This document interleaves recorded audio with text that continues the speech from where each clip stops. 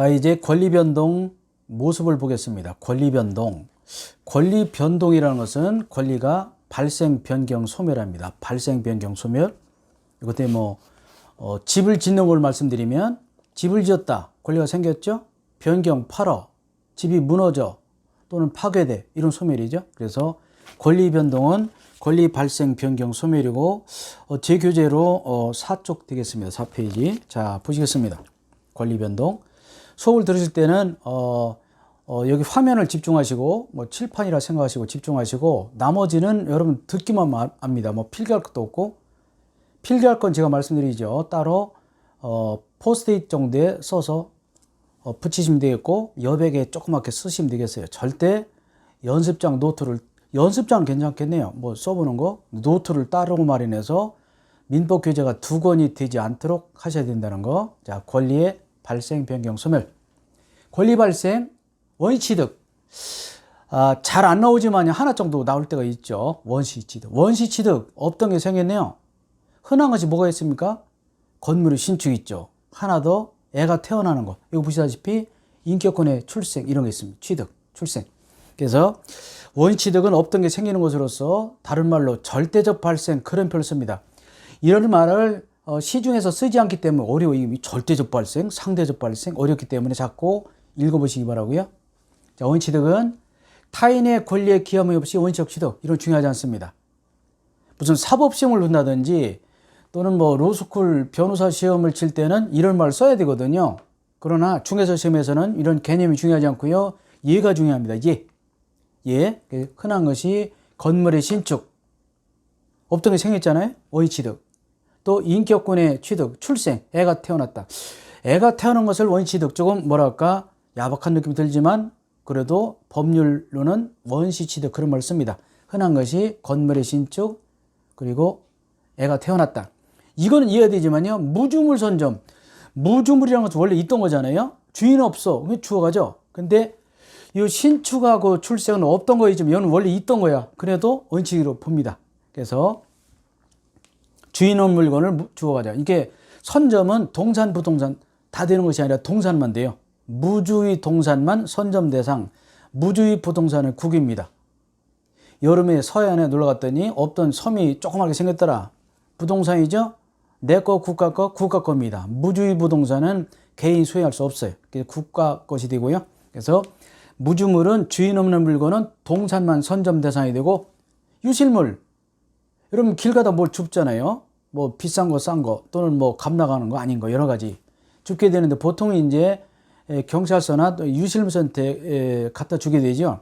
근데 금액이 별로 안 나는 것은 또 갖다 주지 않단 말이죠. 그래서 그 개념이 애매한데 일반적으로 유실물을 줍게 되면 지하철 길거리에서 줍게 되면 유실물센터 또는 지구대 파출소에 갖다 주게 됩니다. 그러면 주인이 나타나지 않죠. 그러면 6개월 지나면 습득자가 갖도록 돼 있어요. 유실물은. 그리고 매장물 같은 것은 땅속에서 뭘 캔 거거든. 이런 경우 1년입니다. 매장물을 땅을 파다 뭘 발견했다. 주인을 모르겠다. 그러면 파출소에 지구대에 신고하고 그럼 이제 공고를 합니다. 찾아가라. 주인 없어. 1년 지나면 내가 갔습니다. 이런 것도 있고요. 그래서 무주물은 이제 동산만 선점 대상이 되고 그리고 유실물은 6개월 이내에 주인이 나타나지 않으면 습득자 가죠. 자, 유실물 시험에 나올 수 있네요. 왜냐하면 예전에는 유실물 습득해서 센터에 갖다 주고 주인이 찾아가지 않으면 1년 기다리다가 습득자가 줬는데 그 1년 기간이 너무 길고 또 1년 보통 6개월 정도 보관하면 주인이 찾아가지 6개월이 지나도 안 찾아간다 그러면 대개 1년 지나도 찾아가지 않기 때문에 그것을 6개월로 줄였습니다. 자, 이건 한 3, 4년 됐죠. 법이 개정된 것이. 그래서 처음에 법이 개정되었을 때는 나온다 저도 수업 시간에 강조 많이 하는데 몇 년도 안 나오다 보니까 좀 지쳤어요. 그래도 모르겠습니다. 외우는 방법. 자, 외우는 방법은 유실물의 6개월 6해서 유육 이것입니다. 유실물은 6개월. 유실물 6개월. 6개월 지나도록 자, 주인이 찾아가지 않으면 습득자가 갖는다 또는 습득자에게 준다 이렇게 되어 있다. 자, 유실물은 6개월, 매장물 1년이고 그리고 얘는 시험 나올 수 있다고 그랬어요. 유육 외우시고 취득시효 선의취득은 굉장히 중요한 개념이지만요. 여기서 보지 않습니다. 왜 안 본다고? 나중에 뒤에 나오죠. 또 말씀드립니다. 제가 강의 중간에 아까 표현대로 그랬잖아요. 강의 중간에 건너뛰는 게 있죠. 이것은 뒤에 나와. 건너뛰는 것은 두 종류입니다. 하나는 중요하지 않아서, 두 번째는 뒤에 나오기 때문에 대개 뒤에 나옵니다. 제가 중요하지 않은 것은 이미 기본서에서 중요하지 않다 그런 것은 이미 다 삭제해 버렸어요. 그래서 대개 이제 요약집은 200페이지는 그냥 꼼꼼히 읽으시는데 이렇게 설명하지 않고 넘어가는 것은 뒤에 나온다. 나중에 취득시효도 제가 아마 1시간 이상 강의할 것 같고요. 우리 강의 기준으로 5강을 찍겠네요. 선의취득도 한 2강 정도 찍을 것 같고, 자, 취득시효 선의취득 있다는 거. 이건 뭐 부동산 같은 것은 남의 땅을 20년 이상 점유하면 땅 주인이 그냥 내버려 두면 점유자가 이전 등기 청구할 수 있는 경우가 있고요. 등기까지 했으면 10년 지나면 점유자가 같습니다. 이런 게 있어요. 선의취득도 있고, 첨부, 서류 첨부 생각하시면 되겠죠. 뭘 붙였다가 떼기 어려운 경우인데 부합, 혼화, 가공 세 가지가 있어요. 크게 중요한 것은 아니지만 이 부동산 부합은 더 나오죠. 아까 말씀드렸죠. 인격권의 취득, 출생도 원취득이다. 계약에 의한 채권 발생은 뭐냐면, 근데 내가 누구의 돈을 1,000만 원 빌려주죠? 권리가 생겼죠? 원취득이야. 그래서 중개사 시험용으로는요, 주로 건물의 신축이 중요하고요. 한 번 더, 건물의 신축, 그리고 무주물 선점, 동산만 대상, 부동산 아니다. 그리고 유실물 습득, 6개월 이내에 주인이 찾아가지 않으면 자, 습득자에게 주도록되어 있다. 매장물은 기간이 1년이다. 취득 시 선의취득은 중요하지만 지금은 안 배우고 뒤에 물건에서 나온다. 그리고 사람이 태어났다. 인격권 취득, 출생, 원취득이고 계약에 의한 채권 발생도 원취득입니다. 이 중에서 가장 물건에서도 문제되고 중요한 건물의 신축을 보겠습니다. 자, 건물의 신축. 자, 우리가 일반적으로 알고 있는 상식을 깨야 됩니다. 특이하죠? 그죠? 아까 상식을 뭐라고 한다랬어요? 조리, 신의칙이라고 했는데 우리가 알고 있는 것과 다른 게 많죠. 그런 게 시험 나오죠. 뻔한 거, 누구나 아는 거 시험 나오지 않습니다. 그래서 우리가 배우는 지식은 상식이 아니다. 그래서 굉장히 시험 볼 때는 오히려 상식으로 판단하는 민법은 빵점 나올 수 있어요. 거짓말 아니고. 이게 이제 상식이 아닌 거, 누구나 알고 있는 것이 아닌 거, 상식과 다른 것이 시험 나오기 때문에 오히려 전혀 모를 때는 그냥 거꾸로 찍으면 오히려 답이 더 잘 맞습니다. 거꾸로 찍으면 표현이 그렇다는 거죠. 그래서 공부가 되신 분들은 이제 리걸 마인드가 생기면 이제 이 답 같은 거 찍으면 되게 답이거든요.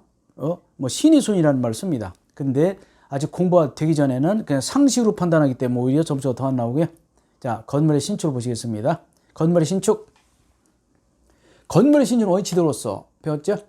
신축 시에 소유권 취득합니다. 등기한 데가 아니라.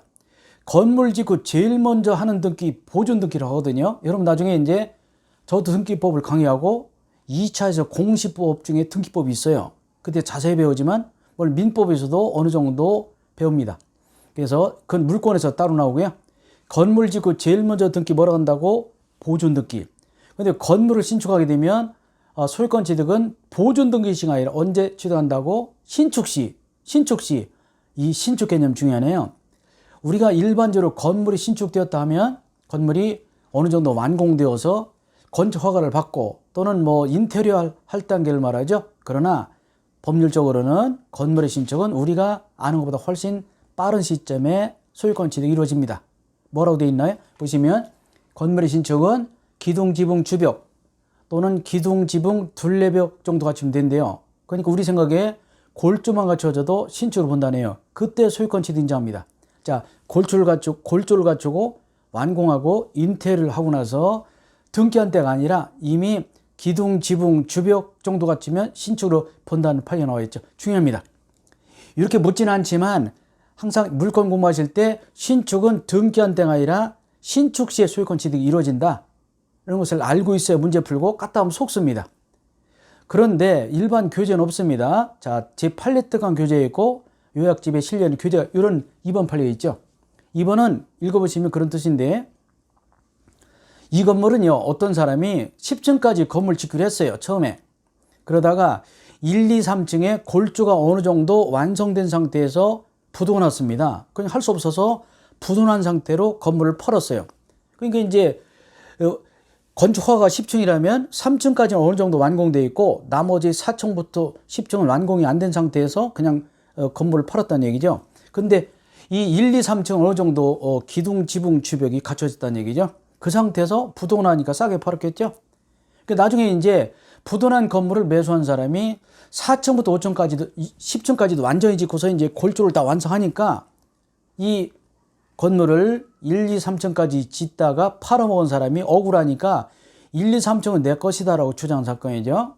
왜 그랬겠습니까? 이 판례 때문에 그렇죠. 건물의 신축은 기둥, 지붕, 주벽. 다시 말해서 건물의 신축자가 처음에 신축자가 10층까지 허가를 받고 건물을 짓다가 1, 2, 3층까지는 완공, 그 이유는 완공하지 못하니까 물론 싸게 팔아놓고서 나중에 야 내가 너한테 싸게 팔았지만 그러나 1, 2, 3층까지는 내 것이야 라는 주장 인정할 수 없다는 판례가 있죠. 우리 생각에도 맞죠, 이 판례. 다만 이제 이 판례 나온 것은 얘 때문에 그렇습니다. 그런 뜻이고요. 읽어볼게요. 건물이 설계도상 처음부터 여러 층으로 건축이 예정돼 있었습니다. 예정돼 있어서 건축공사를 하던 중에 건축주 사정으로 공사 중단, 다시 말해 부도가 난 거예요. 그 상태에 팔렸죠. 부도가 나게 되었고 이 팔릴 당시에 이미 일부 층에 기둥, 지붕, 주벽이 완성되어 있었습니다. 그렇다면 이 사람 생각에는 여기까지 내 것이다. 그렇게 할 수 있겠지만 그러나 이 사람이 부도난 건물을 팔았기 때문에 나중에 이 건물을 매수해서 완공한 자가 10층까지 다 짓게 되면 1층부터 10층까지가 다 누구 것이다. 그 제3자 부도난 건물을 매수해서 완공한 사람 것이지 중간에 초반에 1, 2, 3층까지 지어서 팔아먹은 사람 소유는 아니다. 이런 판례가 되겠네요. 이 판례는 교과서에는 설명이 없고요. 우리 일반적으로 시중에서 볼 수 있는 기본서는 없는 판례입니다. 그래서 예외 판례도 있다. 다시 말해서 무조건 기둥, 지붕, 주벽이 완성된 상태라면 무조건 그놈에게 소유가 있는 것이 아니라 이렇게 중간에 부도난 상태에서 매도한 경우는 기둥, 지붕, 주벽이 완성되었다 하더라도 자 소유권 취득은 인정되지 않는다. 그런 판례가 되겠습니다. 알아두시기 바라고요. 제가 강의하는 중간에 이렇게 예외 판례가 많이 있죠. 이 판례는 어느 책에 있고 이건 없는 판례입니다. 당연해 보이지만 시험장 하시 이 판례는 헤매죠. 그래서 이 판례는 복잡하기 때문에 제가 원문을 그냥 다 실어놨습니다. 자, 다음 보시겠습니다. 제가 이제 유실물과 매장물 말씀드렸잖아요. 근데 여러분들은 이제 수업하시다가 약간 걱정하시는 분이 생길 수 있어요.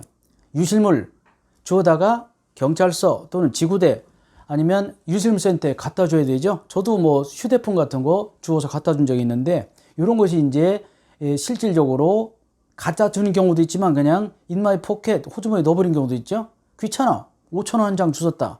그죠? 뭐 볼펜 하나 주웠다. 어디다 갖다 줘. 그래서 그럼 갖다 주지 않았으면 어떻게 되느냐가 문제될까요? 자, 보시겠습니다.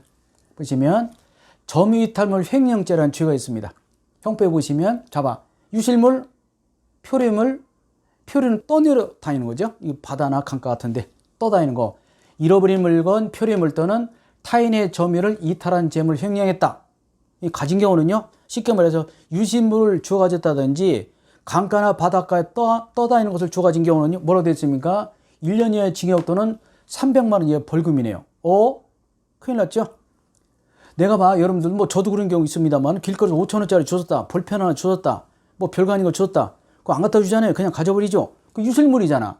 1년 이하의 징역이나 300만 원 이하의 벌금이래요. 매장물 횡령도 마찬가지 돼. 유실물 흔하잖아요.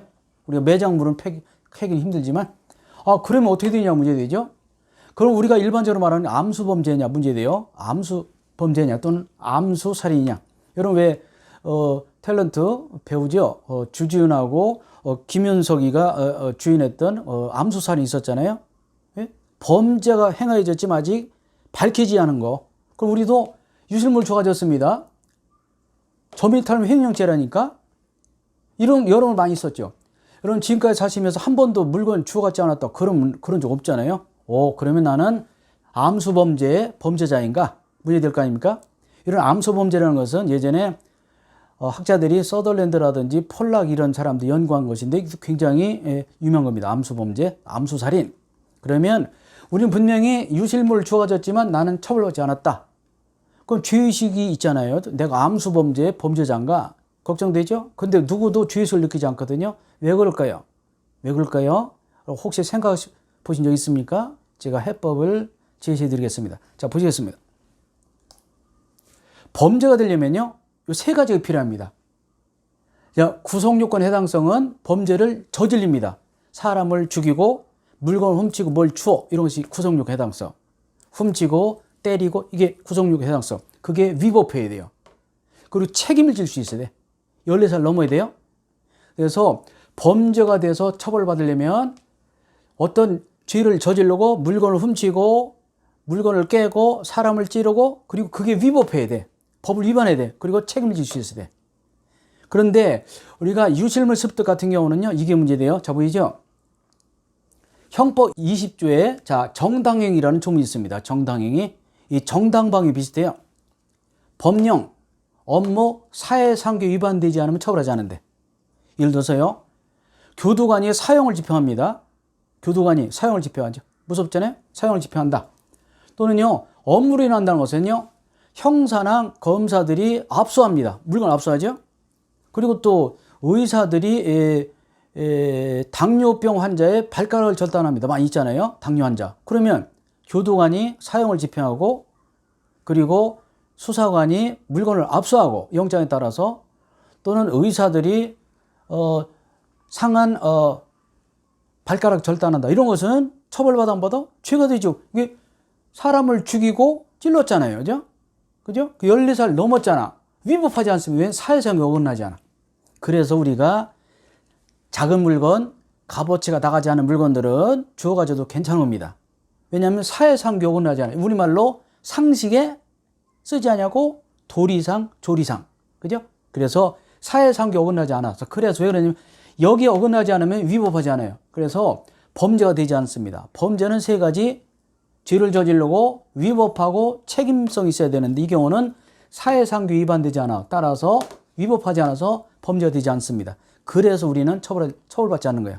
그러니까 마음의 양심의 가책을 털어도 되겠습니다. 다만 봐요. 1,000원 주셨어요. 5,000원 주었습니다. 10,000원 주었어요. 10만 원, 100만 원. 그러면 금액 올라가겠죠. 어디까지가 사회상규일까는 이것은 법관이 판단할 문제입니다. 아셨죠? 5만 원도 어떤 때는 사회상규 어긋나지 않아서 가져도 될 때 있지만 어떤 때는 10,000원, 2만 원도 반드시 주인에게 줘야 될 필요가 있어요. 그 판단은 경우에 따라 다르기 때문에 사회상규에 따라서 판단한다. 여기에 사회상규 위반되지 않으면 정당행위에 해당해서 위법하지 않아 따라서 범죄가 되지 않습니다. 경우에 따라서는 범죄가 돼도 처벌받지 않는 경우도 있어요. 여기 보시면 형법의 친족간의 범행, 이건 절도죄 같은 것인데 봐. 직계혈족은 아버지 그리고 위에 할아버지, 나, 아들, 손자가 직계혈족이고 반계혈족은 형제자매 이렇게. 그래서 직계혈족 간에 배우자 간에 함께 사는 친족 간에 동거가족 또는 배우자 간에 절도죄 등은 처벌하지 않습니다. 이 경우는 서로 훔쳐도 부부 간에 같이 살아야 돼요. 형제 간에, 부모 자식 간에 한 집에 살면서 그런 경우는 구속력 물건 훔쳤어요. 위법합니다. 14살 넘어서 그렇다 하더라도 형을 면제합니다. 이것을 인적 처벌 조각 사유를 하는데 요래서 우리가 가족 간의 범죄. 그러나 여기 절도죄는 처벌받지만 가족 간이라도 강도죄는 처벌합니다. 이런 것도 있다는 거 알아두시면 되겠고요. 자, 지금은 원시 취득에 대해서 간단히 살펴봤습니다. 다음은 승계 취득을 보도록 하겠습니다.